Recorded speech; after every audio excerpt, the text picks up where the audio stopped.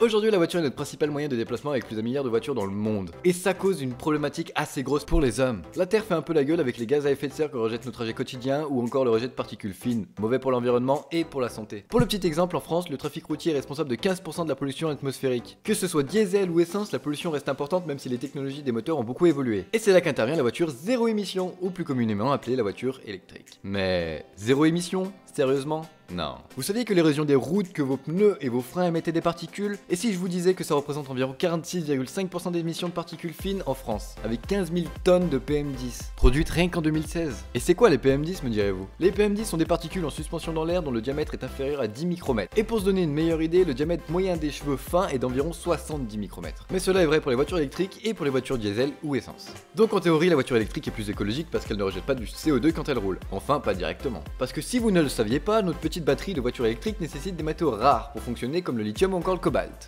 Et ces minerais sont récupérés dans des pays en sous-développement comme le Congo, la Bolivie ou encore l'Argentine, où des hommes, des femmes et des enfants sont payés une misère pour creuser nuit et jour. Et ça c'est pour les mines légales, parce que dans les pays où la corruption et la guerre est assez présente ou a laissé des traces, tout n'est pas légal. Et il y a aussi en Chine où l'extraction de métaux rares est importante, il faut savoir que c'est les Chinois les plus gros producteurs de métaux rares. Et pour obtenir ces métaux rares, des paysages naturels sont dévastés, des produits chimiques sont utilisés, parfois mélangés à de l'eau et ensuite déversés dans les fleuves et des nappes phréatiques. Et le pire c'est que la voiture électrique n'est pas encore tout à fait démocratisée, donc la production n'est pas à son maximum. Donc on sait que la demande en métaux rares va augmenter et donc la pollution que ça engendre avec. Le deuxième problème c'est que ces batteries ne sont pas encore recyclées correctement, même s'il y a eu de grosses avancées. Il semblerait qu'une batterie au lithium et au cobalt peut être recyclée à 95%. Mais combien de batteries sont envoyées au recyclage parce que c'est coûteux et énergivore? Et enfin le dernier point noir de la voiture électrique, la production d'électricité qui est pas tout à fait verte dans tous les pays. En Allemagne les centrales fonctionnent au charbon, aux États-Unis au pétrole et en France au nucléaire. Même si cela rejette pas de CO2, ça rejette des déchets radioactifs. Et je vais pas vous faire un dessin. Bon alors c'est si mauvais que ça les voitures électriques? Je pense personnellement que non, ça peut être une alternative pour limiter la pollution en attendant de trouver mieux. Mais avant ça, il faudrait que les procédés de fabrication des batteries soient plus éthiques et plus respectueux de l'environnement. Mais aussi que le recyclage des batteries soit encore amélioré, même s'il y a de nouvelles batteries à l'essai comme celle au graphène qui semble peut-être une bonne alternative, et la production d'électricité qui devrait être plus verte que jamais.